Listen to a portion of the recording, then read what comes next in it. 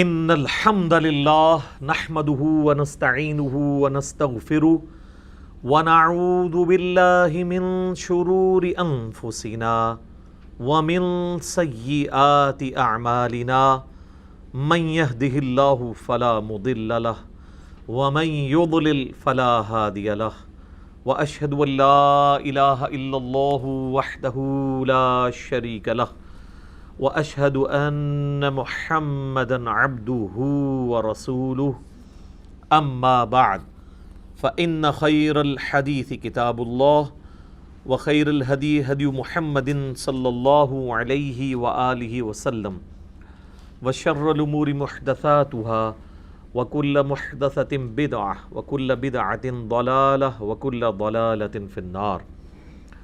اعوذ باللہ السمیع العلیم من الشیطان الرجیم من ہمزہ ونفخہ ونفثہ بسم اللہ الرحمن الرحیم رب اشرح لی صدری ویسر لی امری واحلل عقدۃ من لسانی یفقہوا قولی. بسم اللہ الرحمن الرحیم ان اللہ وملائکتہ یصلون علی النبی یا ایہا الذین آمنوا صلوا علیہ وسلموا تسلیما.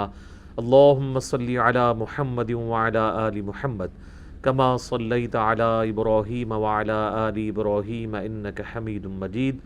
اللہم بارک علی محمد وعلی آل محمد کما بارکت علی ابراہیم وعلی آل ابراہیم انک حمید مجید. اللہم ربنا آتنا فی الدنیا حسنۃ وفی الآخرۃ حسنۃ وقنا عذاب النار. ربنا آتنا من لدنک رحمۃ وہیئ لنا من امرنا رشدا. لا الہ الا انت سبحانک انی کنت من الظالمین. حسبنا اللہ ونعم الوکیل. یا حی یا قیوم برحمتک استغیث ولا حول ولا قوة الا باللہ العلی العظیم آمین. الحمدللہ آج 5 جولائی 2020 کی قرآن کلاس نمبر 35 کی اسٹوڈیو ریکارڈنگ ہونے جا رہی ہے. آج انشاءاللہ تعالی ہم سورۃ البقرہ کی آیت نمبر 235 سے آنورڈ سٹارٹ کریں گے. پچھلی دفعہ ہم نے 234 نمبر آیت کے اوپر اپنی گفتگو کو کنکلوڈ کیا تھا. یہ آلموسٹ مسلسل 3 کتابیں 3 ہمارے جو لیکچرز ہیں مسلسل یہ طلاق سے ریلیٹڈ جو شریعت کے احکامات ہیں اس سے ریلیٹڈ ڈیٹیل ڈسکشن کے اوپر یہ لیکچرز مشتمل ہیں. آج والا بھی انشاءاللہ اسی کے ضمن میں آئے گا. پچھلی دفعہ بھی طلاق کے حوالے سے میں نے ڈیٹیل ڈسکشن کی تو بعض لوگوں نے اس میں کامنٹس میں لکھا کہ جی جو احادیث میں طلاق کے طریقے کے متعلق چیزیں آئی ہیں یا اجماع امت سے اہل سنت کے ہاں ٹرانسفر ہوئی ہیں تو بعض لوگوں کی یہ ریزرویشن ہے کہ ہم ان چیزوں کو اس لیے ایکسیپٹ نہیں کرتے کہ وہ قرآن کے طلاق کے طریقے کے مخالف ہیں. تو جب قرآن میں جو طلاق کا طریقہ بیان ہوا ہے اس طریقے سے ہٹ کے جو بھی طلاق دے گا اس کی طلاق اسٹیبلش ہی نہیں ہوگی. یہ ان کا موقف ہے. لیکن بات وہی ہے کہ کتاب و سنت کو ہم صحابہ کرام علیہم رضوان کے اقوال کی روشنی میں سمجھتے ہیں کیونکہ وہ سب سے پہلے اسٹوڈنٹ ہیں نبی صلی اللہ علیہ وآلہ وسلم کے. جہاں تک بزرگ پرستی کا یا آبا پرستی کا یا سلف پرستی کا تعلق ہے تو ان ساری چیزوں کے تو میں بھی خلاف ہوں. لیکن اگر کوئی شخص یہ کہے گا کہ ہم صحابہ کرام یا اہل بیت کے فہم کو چھوڑ کر ڈائریکٹ قرآن کو اپنے فہم کے مطابق سمجھیں گے تو ظاہر ہے کہ اس کا یہ ہم فہم ایکسیپٹ نہیں کریں گے. اس کی وجہ یہ ہے کہ قرآن حکیم کے اولین مخاطبین جو ہیں وہ صحابہ کرام تھے. ہاں انڈیویجول کسی صحابی کی رائے سے آپ کو اختلاف ہو سکتا ہے لیکن جب صحابہ کا اجماع ہو کسی مسئلے کے اوپر یا اکثریت صحابہ کرام کی ایک طرف ہو پھر اب آپ کو کوئی حق نہیں پہنچتا کہ آپ اس طرح کے معاملات کو آگے لے کے چلیں ان کی مخالفت کے اوپر. دوسری بات یہ کہ یہ قرآن حکیم کے خلاف کی جو بات کی جاتی ہے مختلف ٹاپکس کے اوپر یہ بھی بہت بڑا دھوکہ ہے. قرآن حکیم کے خلاف اس وقت کوئی چیز ہوگی اجماع کی یا سنت کی یا صحیح الاسناد احادیث کی جب وہ سٹیٹمنٹ 180 ڈگری ہوگی. اگر قرآن کسی معاملے میں خاموش ہے اور آپ اپنے فہم سے اس کو اس طریقے سے ڈیڈکٹ کر رہے ہیں تو آپ یہ نہیں کہیں گے کہ قرآن کے خلاف ہے. قرآن کے خلاف تب ہوگا جب احادیث یہ کہتی ہوں کہ اکٹھی 3 طلاقیں دی جائیں سوائے ایک لیان کے مسئلے کے. وہ تو مسئلہ ہی قرآن میں بھی بالکل ڈیفرنٹ طریقے سے ہے. کسی حدیث میں نہیں آیا کہ اکٹھی 3 طلاقیں دو. اگر اس طرح آتا پھر ہم کہتے ہیں یہ قرآن کے خلاف ہے. احادیث میں تو یہ آیا ہے کہ 3 طلاقیں جب دی گئی ہیں تو اسے اسٹیبلش کیا گیا ہے گناہ کے ہوتے ہوئے. یہ کہیں احادیث میں نہیں آیا کہ جی اکٹھی 3 طلاقیں دی جائیں. اس کے الٹ ملتا ہے. سنن نسائی کے اندر حدیث ہے ایک شخص نے اپنی بیوی کو ایک مجلس میں 3 طلاقیں دیں تو نبی صلی اللہ علیہ وآلہ وسلم اتنے جلال میں ہے, آپ نے فرمایا کہ میں زندہ ہوں اور اللہ کی حدوں کو توڑا جا رہا ہے. ایک صحابی کھڑے ان کا یا رسول اللہ اجازت دیں اس کی گردن میں کاٹ دوں, لیکن آپ علیہ السلام نے اس کی اجازت نہیں دی. یہ حدیث اس بات کا ثبوت ہے کہ نبی علیہ السلام نے اس کو ناپسند فرمایا ہے اکٹھی 3 طلاقیں دینے کو, اور کہا جا رہا ہے کہ اللہ کی حدود توڑی جا رہی ہیں. اگر اکٹھی 3 طلاقیں دینے سے طلاقیں اسٹیبلش نہ ہو رہی ہوتی تو نبی علیہ السلام کو یہ کہنے کی ضرورت نہیں تھی کہ اللہ کی حدود توڑی جا رہی ہیں. آپ یہ فرما دیتے یہ ایک محمل جملہ, یہ اسٹیبلش ہی نہیں ہوا, کوئی حد ٹوٹی ہی نہیں ہے. حد ٹوٹنے کا مطلب یہ ہے کہ ایک چیز غلط طریقے سے ہو گئی ہے اور اسٹیبلش ہو گئی ہے. پھر مسلم شریف میں حدیث ہے کہ نبی علیہ السلام نے حالت حیض میں طلاق دینے سے منع فرمایا, اور ڈیٹیل ملتی ہے کہ عبداللہ بن عمر نے حالت حیض میں اپنی بیوی کو طلاق دی تو نبی علیہ السلام نے ان کو کہا کہ رجوع کرو. تو وہ پھر آگے وہ تابعی پوچھتا ہے کہ وہ ایک طلاق جو حیض کی حالت میں دینا حرام ہے, وہ جو دی تھی وہ اسٹیبلش ہو گئی تھی. انہوں نے کہا اس کو اسٹیبلش کیے بغیر تو چارہ نہیں تھا, اگرچہ ہوئی حرام طریقے سے, لیکن اس ایک طلاق کو جو ایک اختیار تھا مرد کا وہ اس نے یوز کر لیا, وہ اسٹیبلش ہو گئی. اسی طریقے سے عوام میں یہ بھی مشہور ہے کہ جی جو پریگننٹ عورت ہے, حاملہ, اس کو طلاق نہیں ہوتی. یہ بھی بالکل جھوٹ ہے, کسی آیت کسی حدیث میں نہیں ہے. یہ آپ کی فلموں میں فلما دیتے ہیں. تو فلموں میں تو کئی ایک چیزیں ہیں جو عقیدے بن جاتے ہیں لوگوں کے. چاہے عورت پریگننٹ ہے یا نہیں ہے, طلاق اس کو دیں گے وہ طلاق اسٹیبلش ہو جائے گی. تو یہ ان باتوں کو یہ کہنا کہ قرآن کے خلاف ہے, قرآن کے خلاف تب ہوں گی جب آپ 180 ڈگری قرآن سے دکھائیں گے. قرآن میں کس جگہ پہ لکھا ہے کہ کوئی اگر اکٹھی 3 طلاقیں دے تو طلاقیں نہیں ہوں گی؟ جب تک یہ سٹیٹمنٹ نہیں. قرآن اس حوالے سے خاموش ہے, جس طرح اس سے بڑے معاملات میں قرآن خاموش ہے. قرآن کہتا ہے جب جمعے کے لیے اذان دی جائے تو مسجد کی طرف جاؤ, لیکن بتاتے ہی نہیں ہے کہ اذان کے الفاظ کیا ہیں. اب کوئی اجتہاد کرے کہ نہیں جی وہ اذان کے الفاظ یہ ہوں گے کہ جی جمعے کا ٹائم ہو گیا آ جاؤ مسجد. اذان کہتے ہیں پکارنے کو, تو پکارا ہی نہیں الفاظ کے ساتھ جائے گا. وہ سنت ہمیں بتاتی ہے کہ اذان کے الفاظ ہیں جو نبی علیہ السلام نے تعلیم فرمایا امت کو. اسی طریقے سے قرآن حکیم میں نماز کی تاکید 700 مقامات پر آئی ہے, طریقہ ایک جگہ بھی نہیں آیا. آپ سے مشورہ کر کے قرآن نازل ہوتا تو ایک جگہ تاکید آتی, باقی 700 کی جگہ جو ہے وہ 15-20 آیات اس طرح کی ڈیٹیل نازل ہوتی جس میں نماز کا طریقہ آ جاتا تو اختلاف ہی ختم ہو جاتا. تو یہ یاد رکھیں کہ دین کے ماخذ بنیادی طور پر 2 ہیں, قرآن اور سنت. جو کہتا ہے نا کہ دین کا ماخذ صرف قرآن ہے سنت نہیں ہے, وہ کافر ہے. جی گمراہ نہیں, کافر. اسے کفر اسلام کے اوپر بات ہوگی.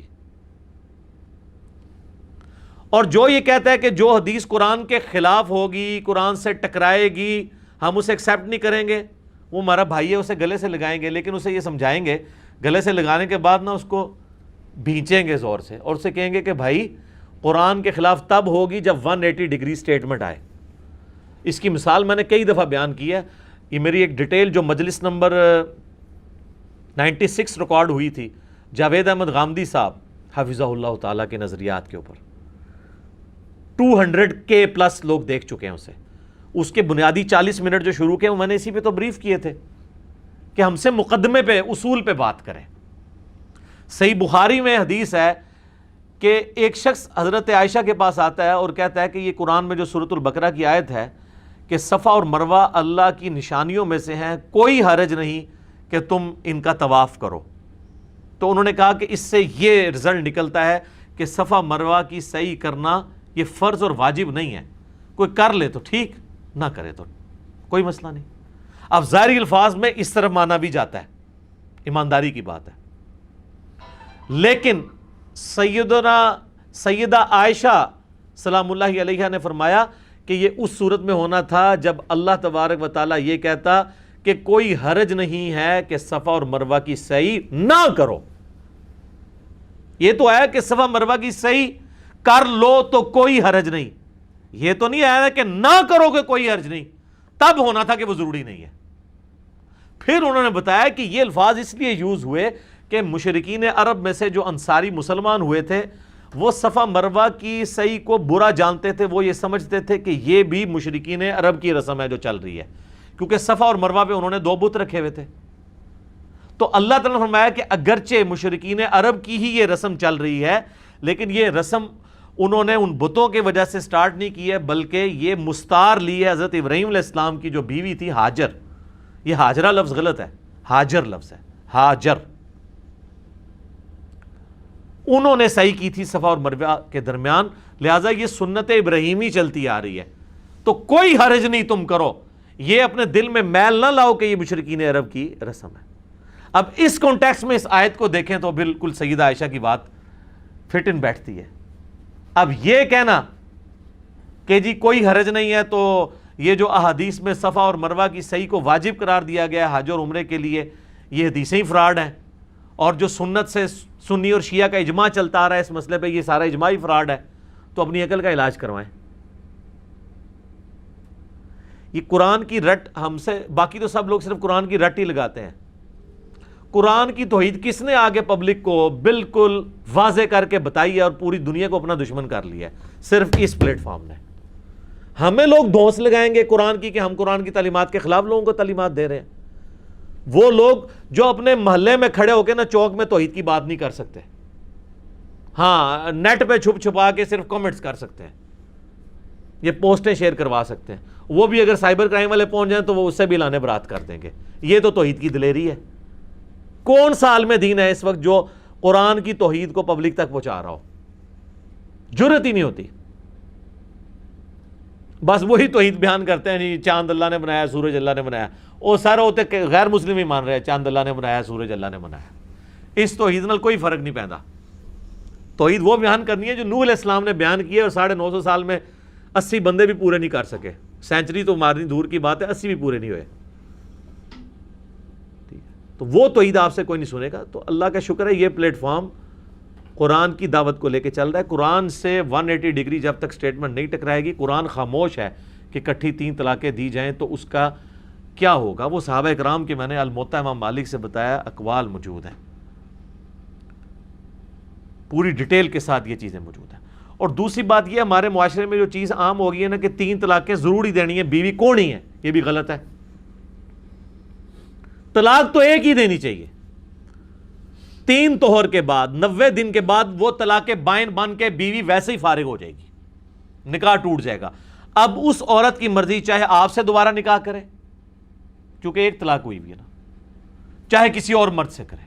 البتہ 90 دن کے اندر وہ والا مرد جو ہے زیادہ حقدار ہے رجوع کرنے کے، کیونکہ وہ طلاق رجی ہوگی، اس میں نکاح نہیں ٹوٹتا، صرف طلاق ہوتی ہے. لیکن 90 دن کے بعد طلاق بائن ہونے سے نکاح بھی ٹوٹ جاتا ہے. اب نیا نکاح اور نیا حق مہر ہوگا. تو طلاق ہونی ایک چاہیے. یہ جو کہتے ہیں نا جی سنت طریقہ یہ ہے کہ ایک طلاق دیں، پھر 90 دن کے بعد دوسری طلاق دیں، پھر 90 دن کے بعد تیسری طلاق دیں، جو غامدی صاحب اور ذاکر نائک کی طرف منسوب کی جاتی ہے. تو ہم ان سے پوچھتے ہیں کہ یہ طریقہ قرآن میں کہاں لکھا ہوا ہے کہ 90 دن بعد ضروری طلاقیں دینی ہیں تم نے؟ یہ بھی تو آپ نے خود ہی گھڑا ہے نا، اور آپ دعویٰ کر رہے ہیں کہ یہ قرآن کا طریقہ ہے. قرآن کا طریقہ تو ہے کہ طلاق ایک دینی ہے آپ نے. وہ جو ہے نا طلاق مرتان، وہ یہ ہے کہ بفرض محال کبھی مسئلہ بن گیا اور دوبارہ دینی پڑ گئی تو 2 ہی دفعہ دے سکتے ہو، تیسری دفعہ بیوی فارغ ہو جائے گی. یہ جو آپ کہتے ہیں نا قرآن کا طریقہ ہے کہ 90 دن بعد دیں گے، پھر 90 دن بعد دیں گے، جھوٹ باندھ رہے ہیں آپ لوگ قرآن کے اوپر. کدھر قرآن میں لکھا ہوا ہے 90 دن کے بعد دیں گے؟ قرآن میں تو ایک طلاق کا ذکر ہے صرف، کہ طلاق ایک دینی ہے، اور اس کے بعد ذکر آتا ہے کہ چاہو تو رجوع کر لو، اور چاہے تو وہ جب 90 دن گزر جائیں وہ کسی اور سے نکاح کر لے۔ دوسری تیسری طلاق تو قرآن میں ہے ہی نہیں ہے، وہ تو اس صورت میں ہے جب وہ بسانے کی نیت سے لے آیا تھا، پھر کبھی حالات کبھی خراب ہو گئے، سال بعد 2 سال بعد 10 سال بعد تو اس نے دوسری دی۔ یہ 90 دن کے جو آپ نے پیچز بنا کے اور ایک خود ساختہ طریقہ امت کو بتا رہے ہیں اور کلیم کر رہے ہیں گلے پھاڑ پھاڑ کے یہ قرآن کا طریقہ ہے، تو قرآن ہم سے زیادہ آپ جانتے ہیں؟ کدھر قرآن میں لکھا ہوا ہے طریقہ؟ کوئی قرآن میں یہ طریقہ نہیں لکھا ہوا۔ قرآن اس حوالے سے خاموش ہے، جس طرح اس سے بڑے معاملات کے اوپر قرآن خاموش ہے، سنت کی طرف لے کے جاتا ہے، اس معاملے میں بھی سنت کی طرف لے کے جاتا ہے۔ کافی عرصہ پہلے جب میرا یہ نظریات سامنے آئے نا، اس وقت مولانا اسحاق صاحب رحمہ اللہ تعالی زندہ تھے، تو ہمارے جو فات بھائی ہیں جو ان کا چینل چلاتے ہیں، مولانا اسحاق اردو، نسٹ یونیورسٹی میں وہ پروفیسر ہیں، شریف النفس آدمی ہیں، مجھ سے رابطے میں رہتے ہیں، تو انہوں نے نا مولانا اسحاق صاحب رحمہ اللہ تعالیٰ کو کال ملائی کہ اس طرح جو ہے نا، وہ انجینئر صاحب کہتے ہیں کہ ایک مجلس کی 3 طلاقیں 3 ہوتی ہیں۔ انجینئر صاحب یہ نہیں کہتے کہ ایک مجلس میں 3 طلاقیں دی جائیں، میں تو 1 طلاق کے بھی مخالف ہوں، آپ 3 کی بات کر رہے ہیں۔ ہم تو لوگوں کو چیخ چیخ کے مسلم شریف کی حدیث سنا رہے ہیں کہ شیطان کا تخت پانیوں پہ لگا ہوا ہے، وہ تو خوش ہوتا ہے جب کوئی طلاق ہوتی ہے، تو وہ اپنے اس چیلے کو جس نے طلاق کروائی ہوتی ہے اس کو جفی ڈال کے ملتا ہے۔ میں نے کو کہنا ہے کہ 3 طلاقیں ایک مجلس میں دیں، میں تو یہ بتا رہا ہوں کہ اگر کوئی دے بیٹھے تو اسٹیبلش ہو جائیں گی، لوگوں کو ایجوکیٹ کریں کہ 3 کیا، وہ 1 بھی نہ دیں، اور جب کبھی دینی پڑے تو 1 ہی دیں۔ اور اگر پاکستان کے قانون کے شر سے بچنا ہو تو عورت خلا لے لے، کیونکہ مسند امام شافعی میں سیدنا عثمان غنی رضی اللہ تعالیٰ عنہ کا فتویٰ موجود ہے کہ اگر عورت خلا لے گی نا، اگرچہ خلا ایکویلنٹ ٹو 3 طلاق ہوتا ہے، یا 1 طلاق 90 دن گزر جائیں تو اس کے ایکویلنٹ ہوتا ہے، لیکن اس میں چونکہ مرد نے طلاق نہیں دی ہوتی، لہٰذا اسی مرد کے ساتھ دوبارہ شادی ہو سکتی ہے، حلالے اور حرامے کے بغیر ہی۔ وہ میں نے پچھلی دفعہ بریف کر دیا تھا حلالہ کیا اور حرامہ کیا۔ حلالہ بھی وہ ایک چھری بنائی ہوئی ہے، وہ تو حلالہ نیچرل ہو جائے تو ہو جائے، یہ جو پری پلان حلالہ ہے اس کو تو سنن ابن ماجہ میں لعنت کی گئی ہے۔ تو مولانا اسحاق صاحب کو انہوں نے کال ملائی کہ اس طرح جی انجینئر صاحب یہ کہتے ہیں جی کٹھی تھی۔ میں نے کبھی یہ نہیں کہا کہ کٹھی 3 طلاقیں دیں، میں تو آپ سے ایک ورژن آگے ہوں، آپ تو کہتے ہیں نا 90 دن کر کے کہیں، میں تو کہتا ہوں 2 ہی کوئی نہ، اور اگر 2 تو قرآن کے تحت 1 ہی دو، 90 دن کے بعد وہ ویسے ہی آزاد ہے، چاہے آپ سے شادی کرے چاہے کسی سے، کم از کم آپشن تو کھلا رہے۔ تو آپ کے بزرگوں نے، آپ کے علماء نے، آپ کے بھی سو کالڈ قرآن کی دعوت دینے والوں نے آپ کو قرآن کے طلاق کا طریقہ بھی غلط بتایا ہے۔ قرآن کی طلاق کا طریقہ تو ہم آپ کو بتا رہے ہیں کہ یہ ہے، آپ کو کس نے کہہ دیا 90 دن کے بعد دو؟ وہ بھی غلط ہے۔ طلاق تو 1 ہی دینی ہے اگر ضرورت پڑے، 90 دن بعد وہ ویسے ہی عورت آزاد ہے۔ ویسے بھی اس نے جو اپنا خلا کا وہ اس کا جو عدت کا پیریڈ ہے وہ تو 90 دن گزارنا ہی ہے، چاہے کسی نے حرام کام کرتے ہوئے کٹھی 3 دی ہیں چاہے 1 دی ہیں، 90 دن تو اس نے گزارنے ہیں، اس سے پہلے تو وہ شادی کر بھی نہیں سکتی، لہٰذا 1 ہی دیں، 90 دن بعد وہ آزاد ہے۔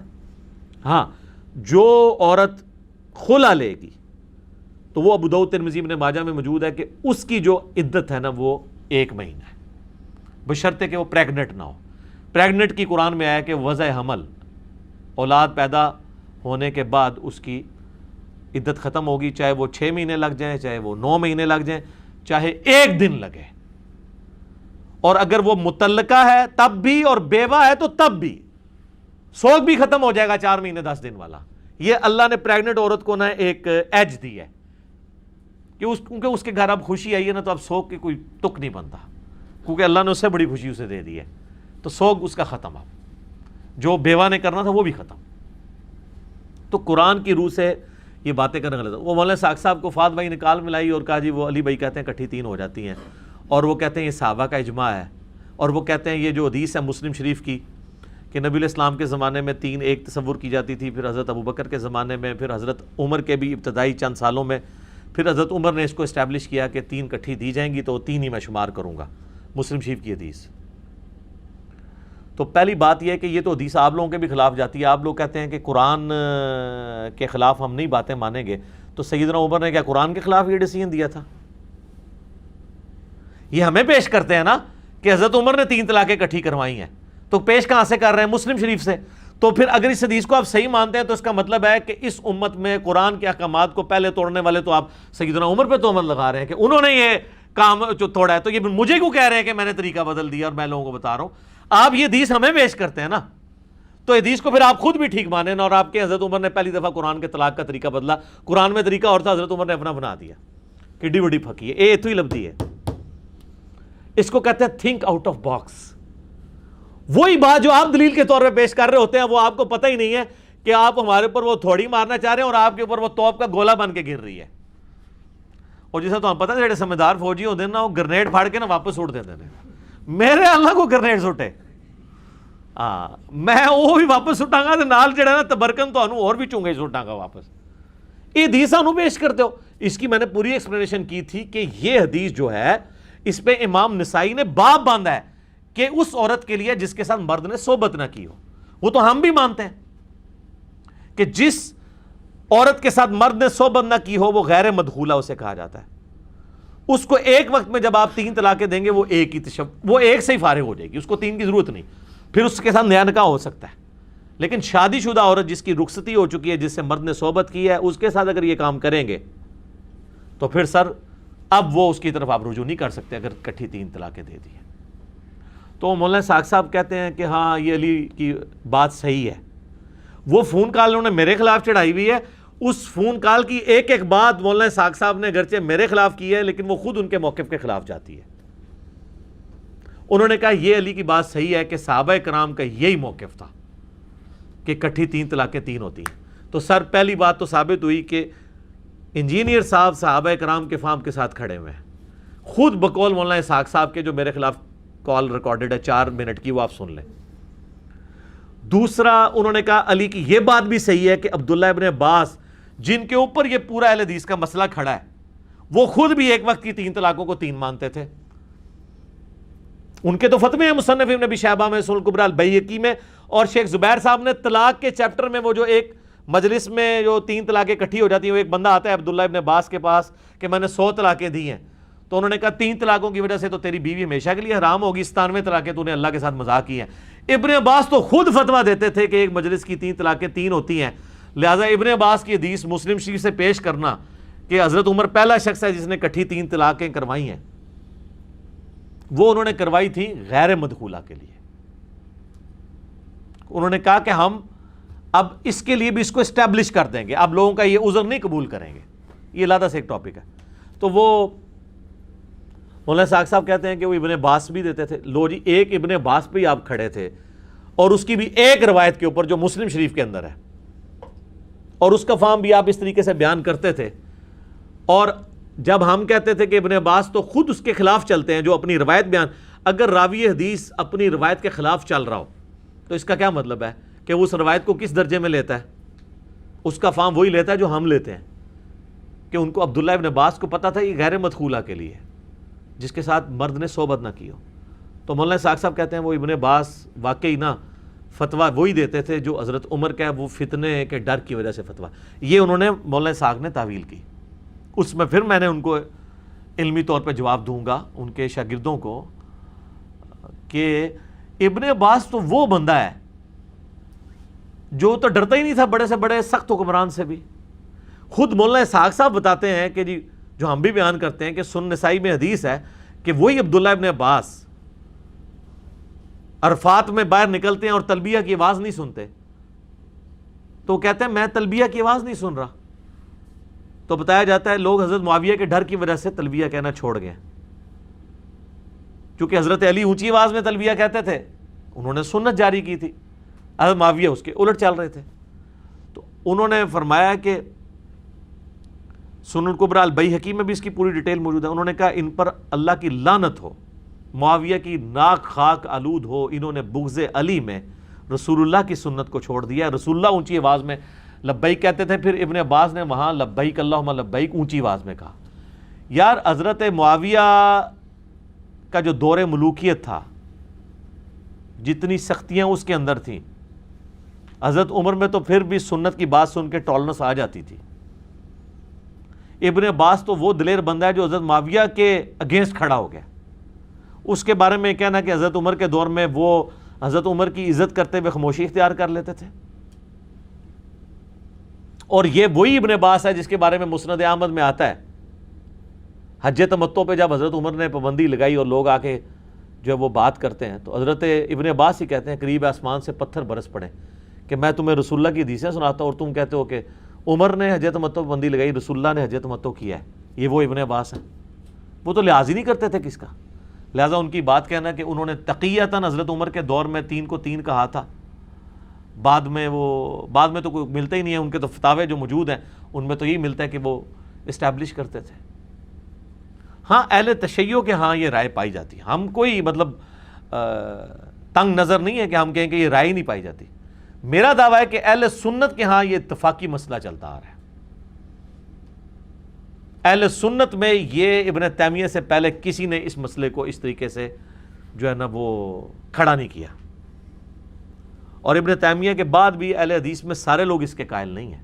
شیخ زبیر علی صاحب نہیں قائل تھے، بلکہ وہ مجھے کہتے تھے کہ علی بھائی آج کے اہل حدیث کا ایک مسئلہ ایسا ہے جو میں کہتا ہوں اجماع صحابہ اور اجماع امت اور اہل سنت کے خلاف ہے. اجماع کے یہ لفظ بولا کرتے تھے، اور وہ طلاق کا مسئلہ ہے. میرے 1 to 100 کوسچنز میں جب میں نے آخر میں مجھے پتا تھا یہ جواب نہیں دیتے ہیں کیونکہ وہ پورا ایک مسلک کھڑا ہوا ہے نا، تو میں نے اس سوال کے سٹارٹ میں کہا تھا آپ کی مرضی جواب دیں یا نہ دیں.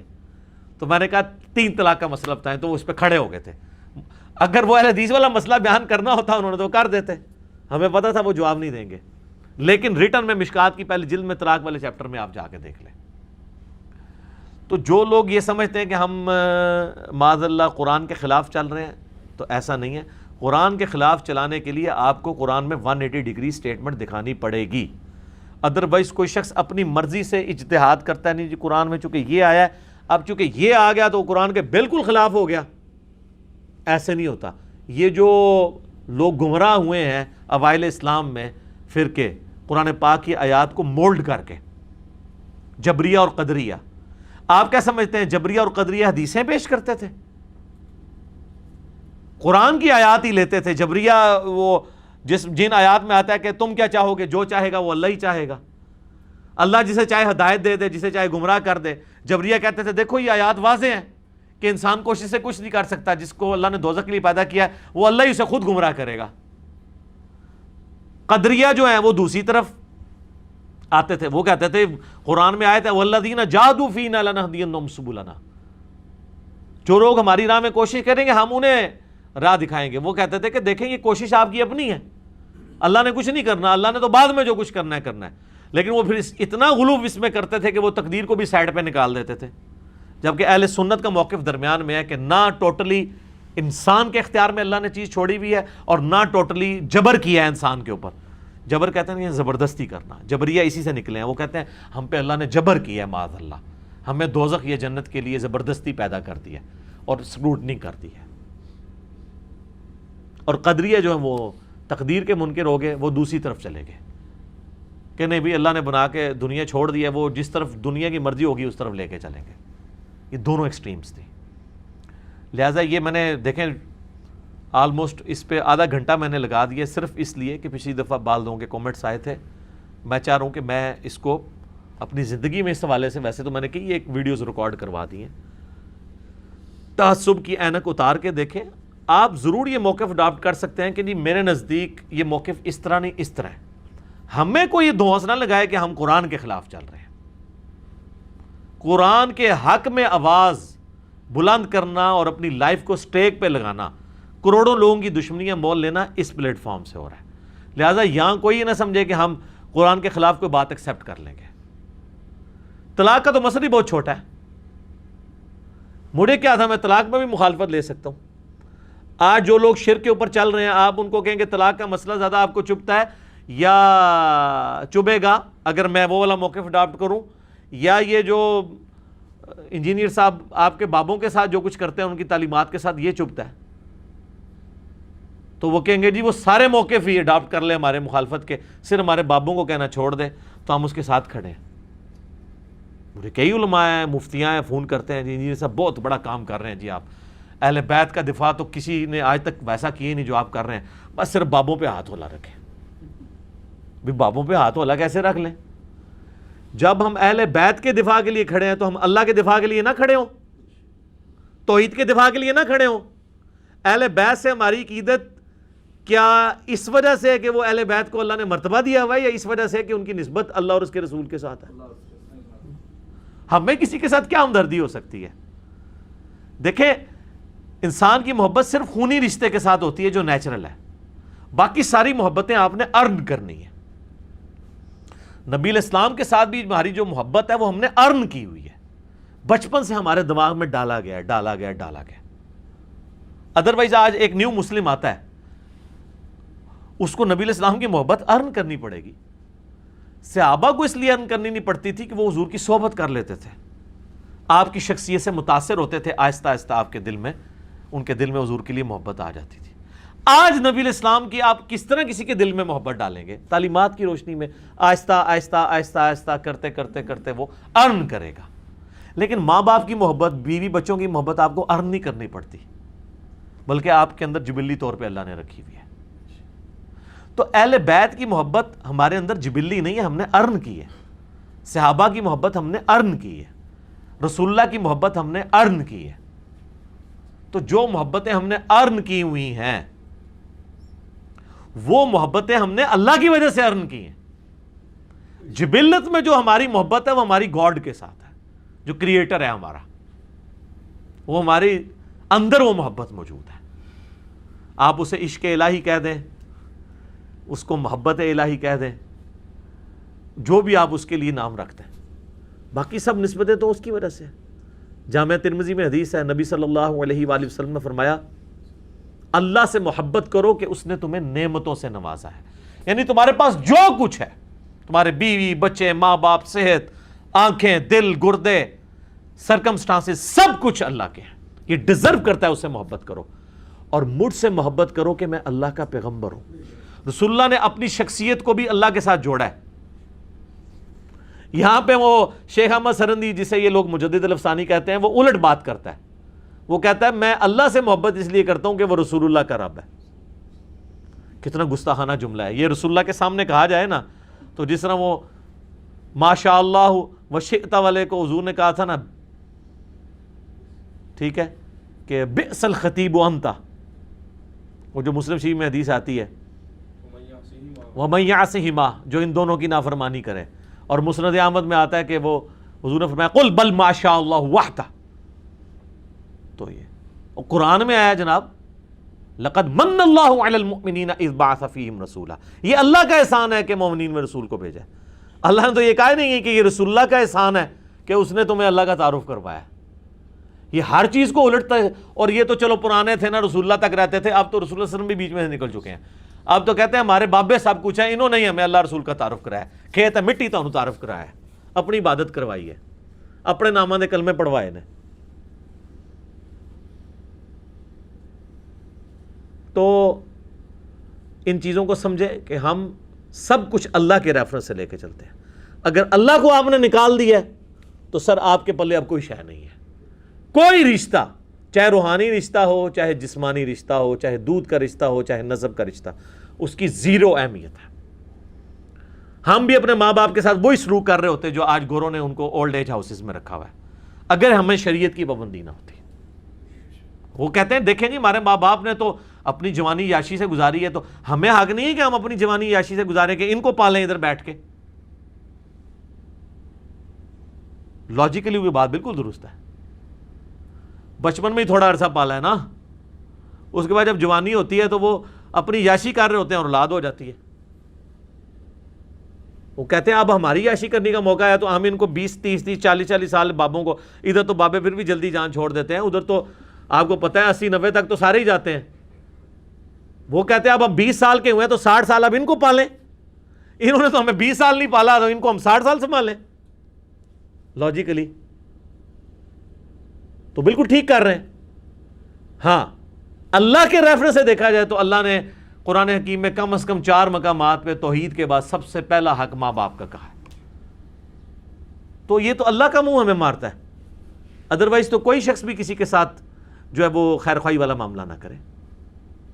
یہ سب کچھ لوگ جو ہے نا وہ 2 نمبری کر رہے ہوتے ہیں یہ لو میرجز میں بھی آپ دے رہے ہوتے ہیں جی جان دے دوں گا جی یہ کر دوں گا وہ کروں گا، بعد میں آپ دیکھتے ہیں کتے کی طرح ایک دوسرے کو پڑھ رہے ہوتے ہیں، طلاقیں ہو جاتی ہیں، 80% سے زیادہ ناکام ہو جاتی ہیں.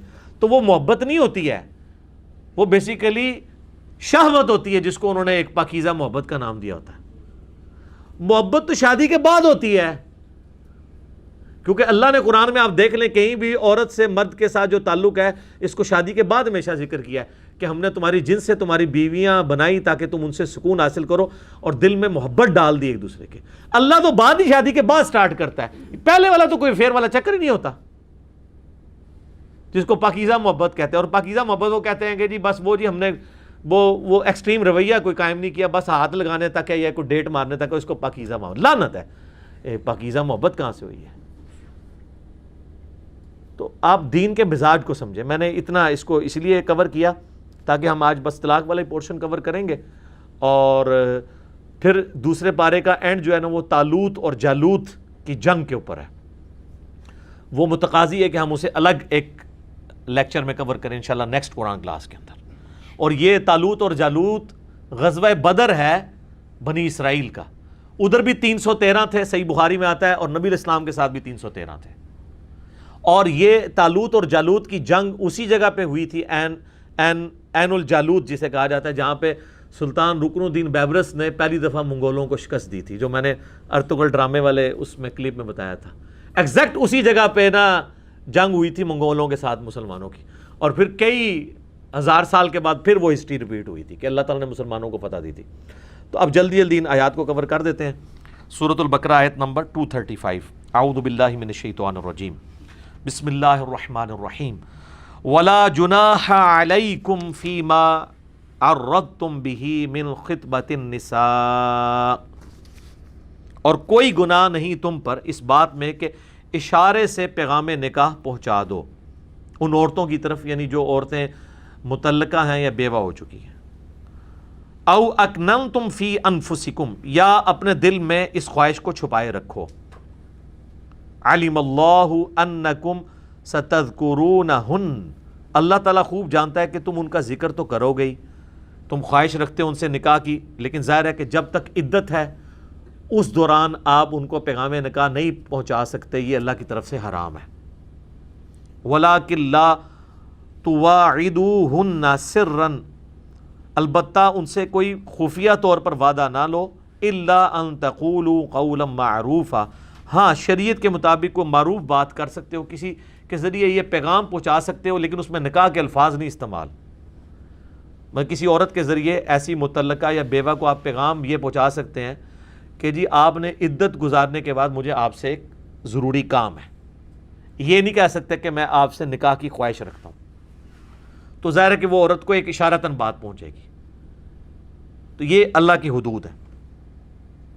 وَلَا تَعْزِمُوا عُقْدَةَ النِّكَاحِ حَتَّى يَبْلُغَ الْكِتَابُ أَجَلَهُ، اور اس وقت تک بات پکی مت کرو نکاح کی یہاں تک کہ وہ جو اللہ کی کتاب ہے وہ اپنی انتہا کو پہنچے. یعنی کتاب سے مراد شریعت، یعنی اگر وہ عورت مطلقہ ہے تو پھر ظاہر ہے کہ 3 طہر تک، اور اگر وہ بیوہ ہے تو 4 مہینے 10 دن، وہ بھی قرآن میں گزر چکا، اور اگر وہ پریگنٹ ہے تو وہ پورے وضع حمل کے بعد اس کے بعد کے بھی 40 دن.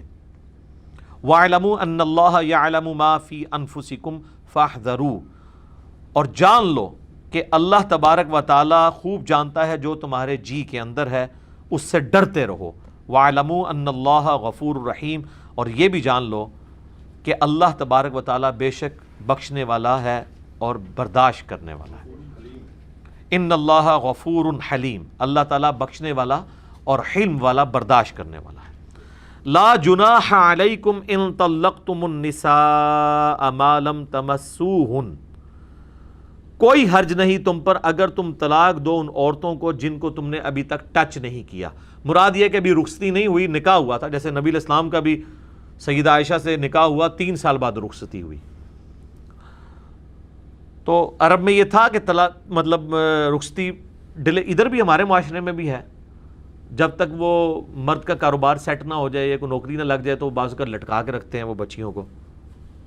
تو اگر ایسا معاملہ ہے کہ تم نے طلاق دی ایسی عورت کو جن کو تم نے ابھی ٹچ نہیں کیا، او تفرضوا لہن فریضہ، یا ان کے ساتھ حق مہر فائنل نہیں کیا. یہ تو طے کر لیا ہے، حق مہر کے بغیر تو نکاح ہی نہیں ہوتا کہ حق مہر تمہیں دوں گا، لیکن وہ ابھی کوئی فائنل کنسنسس نہیں ہوا کہ کون سا ہے. اور اگر اس طرح کا اگر نکاح ہونا جس میں بھی فائنل نہیں ہوا تو عورت کے پاس مرد اسی صورت میں جائے گا کہ پہلے اسے حق مہر دے گا، ورنہ اس کے قریب نہیں جا سکتا، یا یہ ہے کہ عورت خود معاف کر دے. وَمَتِّعُوهُنْ، اور انہیں خرچہ دو، عَلَى الْمُوسِعِ قَدَرُهُ وَعَلَى الْمُقْتِرِ قَدَرُهُ، وسعت والا اپنی حیثیت کے مطابق اس کو جیب خرچ دے. یعنی جب آپ نے نکاح کر لیا نا تو اس دوران آپ بیوی کو جیب خرچ دیں، کیونکہ وہ آپ کی بیوی تو ہے. لیکن اگر وہ ڈیمانڈ نہیں کرنا چاہتی ہے، وہ بھی فی الحال ماں باپ کے گھر ہے، وہ علیحدہ معاملہ ہے، وہ خود چھوڑ دے، علیحدہ معاملہ ہے، لیکن بہتر ہے کہ اس کو یہ دیا جائے. لیکن وہ کہا گیا کہ وسعت والا امیر آدمی اپنی حیثیت کے مطابق دے گا، غریب آدمی اپنی حیثیت کے مطابق. میں نے پچھلی دفعہ ڈسکس کیا تھا، وہ طلاق ہو جاتی ہے تو وہ جا کے کورٹ میں کیسز کرتے ہیں، اور وہ مطلب وہ اس کو بھی پتہ ہے کہ یار یہ اس مرد کی تنخواہ اتنی ہے نہیں ہے، وہاں جا کے کہتے ہیں 40,000 روپے مہینے کا خرچہ لگا دو. تو 40,000 تو اس بیچارے کی ٹوٹل تنخواہ ہوتی ہے. تو جب تم شادی کر رہی تھی تو اس وقت تم نے یہ مطلب اس وقت تو جیب خرچ 10,000 تھا تمہارا، اور اب طلاق لے لیا تو اب اس سے صرف ایک بچے کے عوض 40,000 روپے مانگ رہی ہو، تو یہ بھی زیادتی ہے. متاعا بالمعروف، یہ اپنی اپنی حیثیت کے مطابق. یہ دیکھیں جی اسلام کی کتنی خوبصورتی ہے کہ ہر معاشرے میں یہ رقم ڈیفرنٹ ہوگی. اب اس کی رقم کو ڈیفائن کر کے اگر فقہ کی کتابوں میں لکھ دیا جائے، اور پھر وہ فقہ کی کتابوں نے کہہ دی دیکھیں جی یہ تو ہمارے اماموں نے بزرگوں نے رقم بتائی ہے، قرآن میں تو لکھی نہیں ہوئی ہے، تو آپ تو بیڑا غرق کر رہے ہیں. آپ کے بزرگ اگر بتائیں گے بھی تو غلط ہے. اگر انہوں نے اس وقت چاندی لکھی تھی تو آج تو چاندی ایبسلیٹ ہو گئی ہے، بزرگ تو پھر فیل ہو گئے، اب تو پوری کرنسی آ گئی سونے کے اوپر. تو بزرگوں نے اگر چاندی کے حساب سے خرچہ اس زمانے میں لگایا تھا تو آج تو پھر انجینئر صاحب بتائیں گے کون سا خرچہ ہے، تو آپ ہمارے مقلد ہو جائیں گے. نہیں، یہ اجتہاد کا دروازہ قیامت تک کھلا ہوا ہے، بزرگوں کا کوئی لینا دینا نہیں. وہ بزرگ اپنے زمانے کے لیے ضرور بزرگ تھے، جدید فقہی مسائل ہر دور میں ان کو ریفریز کیا جائے گا.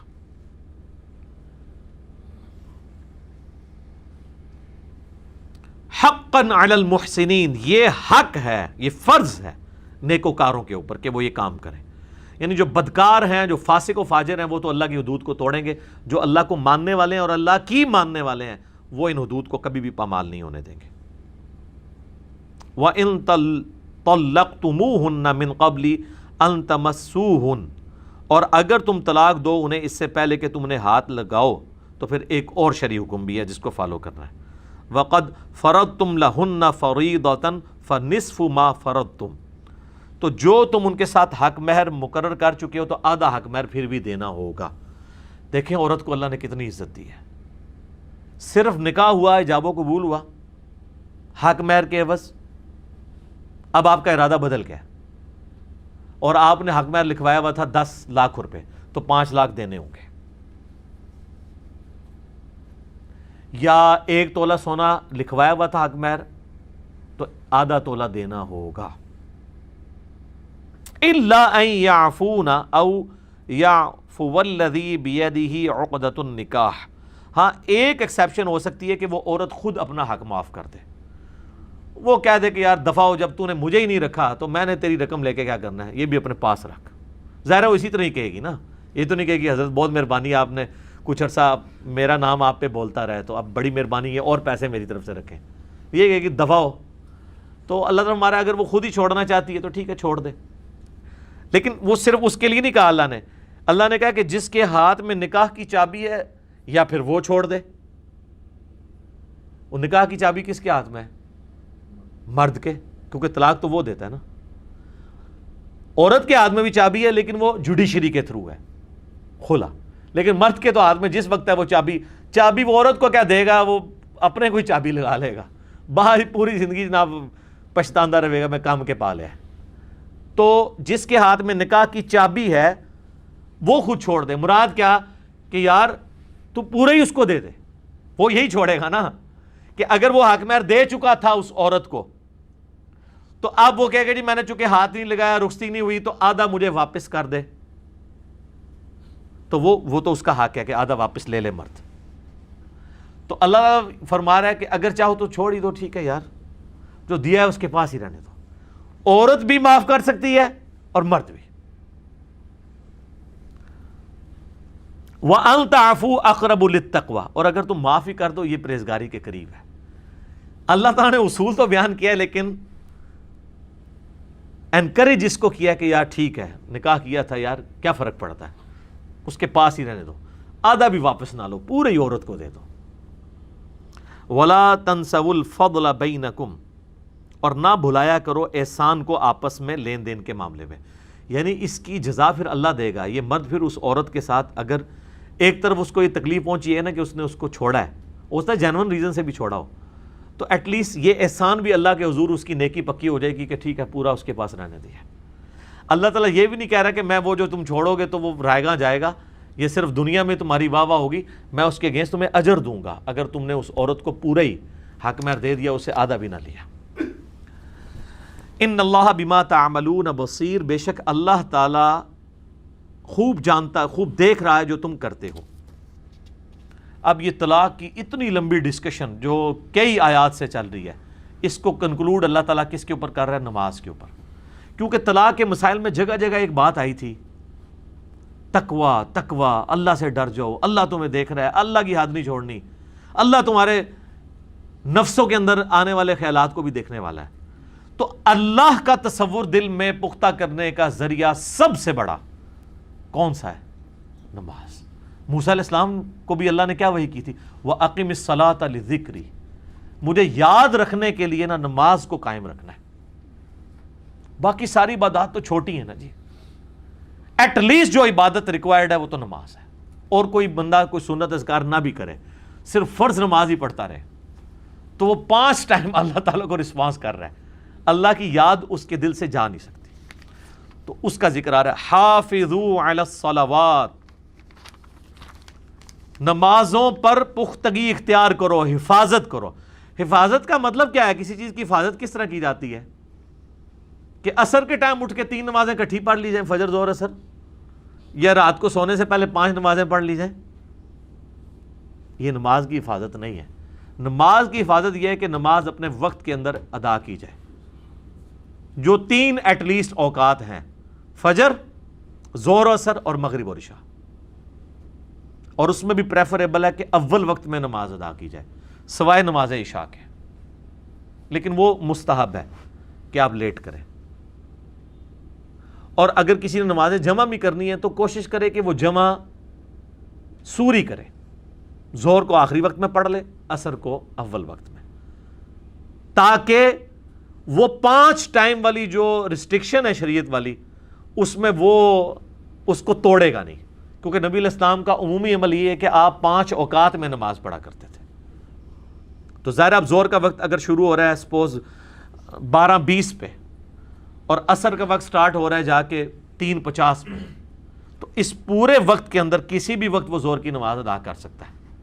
وہ تو ہم نے طے کیا ہے نا، سعودی عرب میں تو آپ پتہ 12:20 ہوئے ہیں نا تو اذان ہو جاتی ہے، 12:30 جماعت ہو جاتی ہے۔ ہمارے کیا کرتے ہیں کہ اہل حدیث 12:20 سے نا 12:45 ہونے کا انتظار کرتے ہیں، 12:45 اذان دی، 1 بجے جماعت کرا دی۔ کچھ اہل حدیث کریں گے وہ 1:15 کا انتظار کریں گے، 1:30 بجے جماعت کرا دیں گے۔ کچھ حنفی ایسے ہیں جو 2 بجے کا انتظار کریں گے، 2:15 نماز کرا دیں گے۔ اور ہمارے یہ تبلیغی جماعت والے بھائی تو عموماً 2:30 پونے 3 کرا رہے ہوتے ہیں، اور وہ ٹھیک ہے، صحیح بخاری میں ہے کہ ظہر کی نماز گرمیوں میں لیٹ کر کے پڑھنا سنت ہے۔ تو اب ان کو کوئی کرٹیسائز نہیں کر سکتا کہ آپ 2:45 پڑھ رہے ہیں، نماز کا ٹائم تو وہ 12:20 پہ شروع ہے، اگر اس دوران آپ مر گئے تو اے بھی نوی کہانی لوگوں نے بنائی ہے۔ اور مرنے والے نے 2:45 نہیں جا کے مرنا ہے، 12:21 تک بھی تو مر سکتا ہو، ٹھیک ہے۔ اب وہ 12:30 مر رہا ہے تو اس کو اللہ تعالیٰ یہ کہے گا کہ ٹائم تو 12:20 پہ داخل ہوا تھا، تو انہیں 12:25 پہ ظہر کیوں نہیں پڑھ لی؟ جب اللہ نے اتنا لمبا ٹائم دیا ہوا تو آپ خام خواہ بیچ میں ماچے بن کے تو بیچ میں مسائل نکال رہے ہیں؟ نہیں، آپ کا رائٹ ہے، آپ جناب 3:45 اٹھیں، وضو کریں، 3:50 سے پہلے اگر آپ، یا آپ 3:40 پہ اٹھتے ہیں وضو کریں، اور عصر کا وقت 3:50 پہ داخل ہو رہا ہے اس سے پہلے ظہر پڑھ لیں۔ آپ کو دنیا کیا اللہ میں نہیں پوچھ سکتا، کیونکہ وہ اللہ تعالیٰ لا تبدیل لکلمات اللہ، اللہ نے جو اپنے احکام بنا دیے نا وہ اللہ تعالیٰ اپنے احکامات کو نہیں توڑے گا، آپ سے نہیں سوال ہوگا۔ اور سر یہ تو وہ مسئلہ ہے جس کو امام حنیفہ بھی مانتے ہیں، یہ جمع سوری وہ ہے جس کو امام حنیفہ بھی مانتے ہیں کہ اگر وہ پوری زندگی بھی جمع سوری کرتا رہے اس پہ کوئی شرعی فتویٰ نہیں ہے۔ جو نمازیں جمع کرنے کے خلاف ہیں وہ بھی کہتے ہیں جمع سوری ٹھیک ہے، کہ آپ ظہر کو آخری وقت میں پڑھیں، 3:40 پہ ظہر پڑھ لیں، 3:50 پہ عصر کا وقت شروع ہوا یہ پڑھ لیں۔ اسی طریقے سے اگر عشاء کا وقت آج کل آلموسٹ 8:58 پہ یا 9 بجے شروع ہو رہا ہے تو آپ 8:45 مغرب پڑھ لیں، 9:05 پہ عشاء پڑھ لیں۔ تو یہ وہ ہے جس کو امام حنیفہ بھی کہتے ہیں کہ یہ غلط ہے ہی نہیں، کیونکہ یہ 5 اوقات میں 5 نمازیں ہیں۔ لہٰذا میں اہل تشیع سے بھی کہوں گا کہ وہ انہوں نے جو ایک روٹین بنائی ہوئی ہے نا، جمع تقدیم کی ہے، جمع تاخیر تو وہ کرتے ہی نہیں، جمع تقدیم ہی کرتے ہیں، یعنی وہ ظہر کے وقت میں 7 عصر پڑھتے ہیں، مغرب میں، وہ بھی اگر تھوڑی سی ٹالرنس دکھائیں کہ اس کو چینج کریں، کبھی الگ اوقات میں پڑھیں، جس طرح کئی شیعہ علماء پڑھتے ہیں۔ اب جواد نقوی صاحب کو ہم ملنے گئے تو وہ بتا رہے تھے کہ ظہر ہمارے ساتھ پڑھتے ہیں، عصر کی نماز عصر کا وقت جب داخل ہوتا ہے اس وقت پڑھتے ہیں، ہمارے ساتھ جمع نہیں کرتے یہ تقدیم، کبھی جمع تاخیر کر لیں، کبھی جمع سوری کر لیں، تو یہ سارے طریقے سنت ہے۔ تو نمازوں کی حفاظت کرو، والصلاۃ الوسطیٰ، اور خصوصاً جو درمیان والی نماز ہے نا اس کی تو لازمی حفاظت کرو۔ صلاۃ الوسطیٰ کے بارے میں کئی اقوال ہیں، صحابہ کرام کے 2 گروہ ہیں، دونوں احادیث کی روشنی میں ہیں۔ ایک گروہ کا موقف ہے کہ یہ صلاۃ الوسطیٰ فجر کی نماز ہے، اور اکثریت کا موقف ہے یہ نماز عصر ہے، اور میرا اس پہ یوٹیوب پہ کلپ بھی ہے صلاۃ الوسطیٰ کے اوپر۔ میرا بھی موقف یہی ہے کہ یہ نماز عصر ہے، کیونکہ بخاری و مسلم دونوں میں حدیث ہے کہ جب غزوہ خندق کے موقع پر کافروں کے تیروں کی وجہ سے مسلمان اوپنلی میدان میں آ کے نماز نہیں ادا کر سکے اور نبی علیہ السلام کی نماز قضا ہو گئی عصر کی، تو آپ نے کہا اللہ تعالیٰ ان کے گھروں کو آگ سے بھر دے، انہوں نے ہماری صلاۃ الوسطیٰ ضائع کروا دی۔ تو یہ حدیث مرفوع بخاری مسلم کی اس پہ گواہ ہے، اس لیے حافظ ابن کثیر نے تفسیر ابن کثیر میں نا ساری احادیث نقل کر کے انہوں نے کہا اینڈ پہ یہی موقف مضبوط رکھتا ہے کہ نبی علیہ السلام نے جو بخاری مسلم میں آیا نا کہ صلاۃ الوسطیٰ کہا ہے نماز عصر کو، کیونکہ کاروبار زندگی پیک پہ ہوتا ہے، یا اگر لوگ دن کے وقت آرام کر رہے ہوں تو پھر عصر کی نماز پڑھنا تردد ہے، زور پڑھ کے تو بندہ سو جائے کھانا کھا کے، عصر کے لیے اٹھنا ایک تردد ہے۔ باقی فجر کی نماز اور عشاء کی نماز کی تو لادہ سے جو بخاری مسلم میں ہے کہ منافقین پہ یہ باری ہیں، وہ تو اتنی سخت وعیدیں ہیں۔ ہر نماز کی اپنی اہمیت ہے جی، اس میں آپ ذہن میں رکھیں۔ اور جو تھم رول یہی ہے کہ دنیا میں آپ کے لیے جو کام سب سے مشکل ہے نا، آپ کے لیے وہ سب سے زیادہ اجر کا باعث ہے۔ اب گاؤں میں رہنے والے جو لوگ ہیں ان کے لیے آپ اگر پوچھیں، ان کے لیے فجر کوئی مسئلہ ہی نہیں ہے، کیونکہ انہوں نے صبح اٹھ کے وہ بھینسوں کا دودھ دونا ہوتا ہے، باقی مسئلے ان کو عشاء کی نماز مشکل لگتی ہے، مغرب کے بعد ان کو نیند آنا شروع ہو جاتی ہے، ہمیں بسترا ملے اور ہم جا کے لیٹ جائیں۔ ہم سے اگر آپ پوچھیں جنہوں نے دن کو جاگنا ہوتا ہے، ہم تو کہتے ہیں جی عصر کی نماز بڑی آسان ہے، ٹھیک ہے جی، ہم رات کو لیٹ سوتے ہیں، ہمارے لیے فجر کے وقت اٹھنا زیادہ تردد ہوتا ہے، خصوصاً گرمیوں میں۔ تو اس لیے ہر نماز کی اہمیت اپنی جگہ ہے، یہ ذہن میں رکھیے گا۔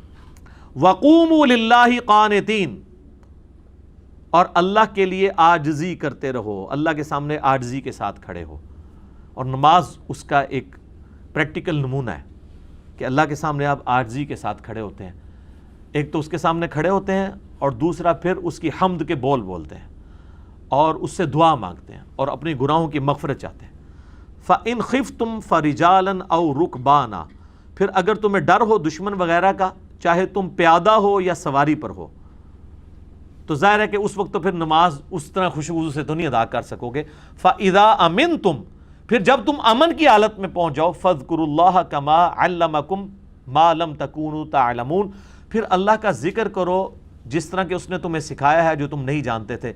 یعنی نماز تو تم نے نماز خوف جنگ کی حالت میں پڑھ لی، تیزی سے سفر میں تھے تیزی سے پڑھ لی، دشمن کا خوف تھا، لیکن بعد میں جب اپنے گھر پہنچے سکون ہوا، تو اب جو سنت اذکار ہیں یا باقی جو صبح و شام کے اذکار دعائیں ہیں، سبحان اللہ والحمد للہ ولا الہ الا اللہ واللہ اکبر، یا سبحان اللہ وبحمدہ سبحان اللہ العظیم، یا لا الہ الا اللہ وحدہ لا شریک لہ لہ الملک ولہ الحمد وہو علی کل شیء قدیر، تو یہ اذکار جو ہے نا، یہ پروٹوکول کے ساتھ اس کو تم خوش و خضوع سے کر لیا کرو۔ تو یہ اذکار دیکھیں کتنے امپورٹنٹ ہیں کہ آپ کی نمازوں کی جو کمی ہے نا خوش و خضوع کی، وہ اس سے پوری ہو رہی ہے۔ اس لیے تسبیحات فاطمہ ہر نماز کے بعد نبی علیہ السلام نے تعلیم فرمائی ہے، کیونکہ اس میں تو سارے بہترین کلمات ہیں، سبحان اللہ، الحمدللہ، اللہ اکبر، اور اینڈ پہ لا الہ الا اللہ بھی آ گیا 100 کا عدد پورا کرنے کے لیے۔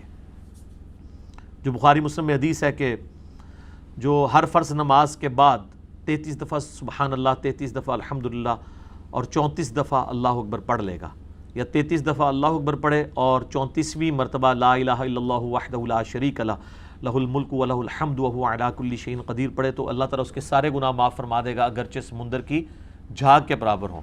اور دوسری بخاری مسلم کی حدیث میں کہ جو یہ پڑھے گا وہ کبھی بھی محروم نہیں لوٹایا جائے گا جو یہ اذکار کر لے. اسے ہم تسبیح فاطمہ کہتے ہیں کیونکہ نبی علیہ السلام نے رات کو سونے سے پہلے بخاری مسلم میں آتا ہے سیدہ فاطمہ کو یہ تعلیم کی تھی جب وہ غلام مانگنے کے لیے گئی تھی. تو اس پہ میرا الگ سے ایک کلپ ہے ماشاءاللہ آلموسٹ 3 لاکھ کے قریب لوگ دیکھ چکے ہیں. اس کا عنوان یہ ہے سب سے بہترین وظیفہ. اس روئے ارض پہ نفلی اذکار میں اس سے بہتر کوئی وظیفہ نہیں ہے. سبحان اللہ، الحمدللہ، اللہ اکبر اور لا الہ الا اللہ، یہ 4 کلمات. تو میں نے ڈیٹیل کے ساتھ اس کے اوپر ڈسکشن کی تھی. اب یہ ٹاپک کنکلوڈ ہو رہا ہے. والذین یتوفون منکم ویذرون ازواجا، تم میں سے جو لوگ فوت ہو جائیں اور وہ بیویاں پیچھے چھوڑ جائیں، وصیۃ لازواجہم متاعا الی الحول غیر اخراج، تو وہ پیچھے یہ وصیت کر جائیں کہ ان کی بیویوں کو 1 سال تک خرچہ دیا جائے اور گھر سے نہ نکالا جائے. یہ آیات پھر وہ وراثت کی آیات سے منسوخ ہو گئی. اس میں تو اللہ نے خود 1/8 حصہ رکھ دیا تھا بیوی کے لیے. ایک بیوی کو 1/8 ملے گا، اگر 2 ہوں گی تو 1/8 پورے مال کا 2 میں تقسیم ہوگا. 1/16 1/16 ملے گا. یہ نہیں ہے کہ اس کو بھی 1/8 ملے گا، پھر تو 4 بیویاں ہوئی تو پیچھے بچنا ہی کچھ نہیں ہے. ٹھیک ہے، تو یہ منسوخ ہو گیا. تو عورت کو آپ طلاق کے بعد بھی 1 سال تک خرچہ دیں گے. یہ اس صورت میں تھا جب اللہ نے وہ رکھا نہیں تھا، وہ والا معاملہ.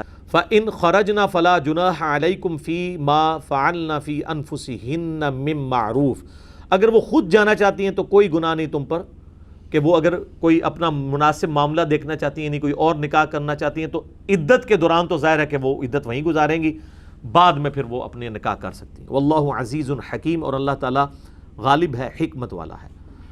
وَلِلْمُطَلَّقَاتِ مَتَاعٌ بِالْمَعْرُوف، اور جو طلاق یافتہ عورتیں ہیں ان کو بھی مناسب طور پہ کچھ نہ کچھ خرچہ دیا جائے. حقاً علی المتقین، یہ بھی متقین کے لیے ہے. ظاہر ہے وہ طلاق اگر آپ ایک عورت کو دیں گے نا تو یہ ذہن میں رکھیے گا اس عورت کو آپ نے عدت کے دوران گھر سے نہیں نکال سکتے. 3 مہینے تک خرچہ بھی دیں گے، چاہے 1 طلاق دیا ہے یا غلطی سے 3 دے دیا، ہر صورت میں آپ نے اس کو یہ کرنا ہے. ہاں خود جانے چاہے وہ علیحدہ بات ہے. کذالک یبین اللہ لکم آیاتہ لعلکم تعقلون، اللہ تعالیٰ اس طریقے سے اپنی آیات کھول کھول کر بیان کرتا ہے تاکہ تم سمجھ جاؤ. تو یہ آیت نمبر 242 پہ وہ ٹاپک طلاق والا مکمل ہوا. یہ اللہ کی سنت ہے کہ بیچ میں اگر کوئی اور ٹاپک بھی آ جائے نا، پھر بھی جو مین ٹاپک ہوتا ہے نا، جب گفتگو کنکلوڈ کی جاتی ہے نا، اس سے ریلیٹڈ پھر آپ سورہ نساء دیکھیں، سٹارٹ ہوئی ہے وراثت کے احکامات کے ساتھ، پھر 70-80 آیات بیچ میں منافقین کے بارے میں، جب اینڈ ہوئی ہے نا آخری آیت کون سی ہے؟ کلالہ کی. تو جو مرکزی ٹاپک، تو یہاں پہ یہ مرکزی ٹاپک ختم ہوا.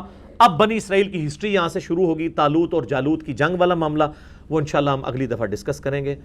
اللہ تعالیٰ سے دعا ہے جو حق بات میں نے کہی اللہ تعالیٰ ہمارے دلوں میں راسخ فرمائے. اگر جذبات میں میرے منہ سے کوئی غلط بات نکل گئی اللہ تعالیٰ ہمارے دلوں سے ہی محو کر دے، ہمیں معاف بھی فرما دے، ہمیں کتاب و سنت کی تعلیمات پر عمل کر کے دوسرے بھائیوں تک پہنچانے کی توفیق عطا فرمائے.